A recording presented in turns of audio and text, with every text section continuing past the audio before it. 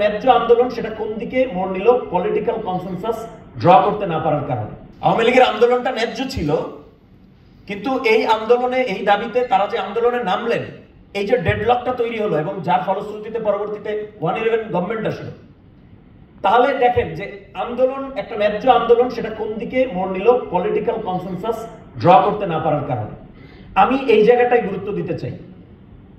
আমরা অনেকভাবে অনেকে অনেক কথা বলেছে, এনসিপি গণপরিষদের কথা বলছে, পিসিওর কথা বলছে, জামায়াতে ইসলামী, বিএনপিও এক ধরনের, তারা ইভেন এখন 106-এর আন্ডারে আদালতের নেওয়া যায় কিনা সেটার কথাও তারা বলছেন।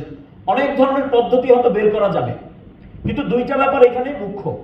একটা হলো যে আমাদের যে আকাঙ্ক্ষাটা ছিল অভ্যুত্থানের পরে সংবিধানের একটা পরিবর্তন বা ক্ষমতার ভারসাম্য, এই যে আকাঙ্ক্ষাগুলি ছিল, ইতিমধ্যেই অনেকগুলি আকাঙ্ক্ষা আমাদের ফেড হয়ে গেছে। আমাদের অনেকগুলি আকাঙ্ক্ষা ইতিমধ্যে আসলে অনেক দুর্বল হয়ে গেছে। যেটা ভাই বললেন যে জজবায় আমাদের একটু এখন গলায় জোর নাই, কথা জোরে বলা যায় না, কারণ দেশের যে পরিস্থিতি, মানে বলা যায় না কথা জোরে, আমরা একটু হতাশার মধ্যে আছি।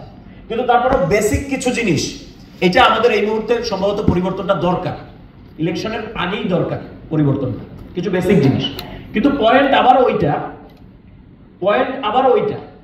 সেটা হলো যে আমি দেখলাম আজকেও এই যে যুগপৎ আন্দোলনে যে দলগুলি ছিল 7-8টা দল, তারা আজকে আবার নতুন কর্মসূচি ঘোষণা করেছেন। এই যে সাংবিধানিক পরিবর্তন, এটা নিয়ে এটা একটা ন্যায্য দাবি আমাদের। বিএনপি তাদের এক ধরনের অবস্থান আছে, তাদের সমমনা দলগুলোর এক ধরনের অবস্থান আছে। দেশে দেশে সবার সাথে দ্য নিউজ।